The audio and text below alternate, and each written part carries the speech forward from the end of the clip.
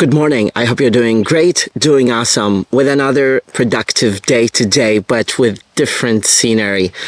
I normally choose a different setting for the kind of videos or the kind of reading that I do because I don't want to feel bored in the place where I don't find myself related to most of the time.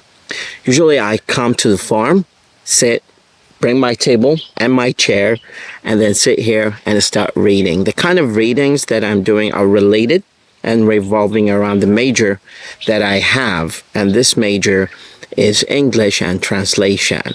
Most of the time, I do reading on weekends when I have my dedicated time, isolated time for my own solitude. Coming to the farm, enjoying good nature and scenery and beautiful landscape with a lot of fresh air. Most of the time I'm escaping from the suffocating atmosphere in Baghdad because of traffic, because of congestions. The message that I want to convey to you is that it's not about the detachment from your original place as much as giving a tribute to this place by always appreciating where you came from and where you're heading to.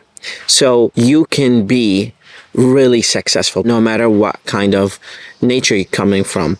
If you have the vision and you have the plan and you have enough reading. Reading is really essential for your soul. Reading is really essential for your career.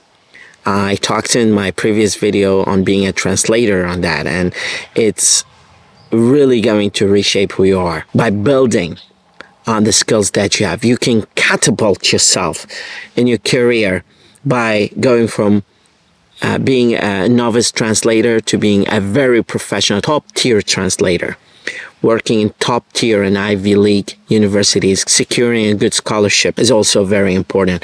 You have to work on your writing and your reading to be the better version of yourself. I keep saying that a lot because the message should be reiterated a million times before it can be applicable. So I will leave you here, but I want to convey the message that you have to always find the right place for you to bloom.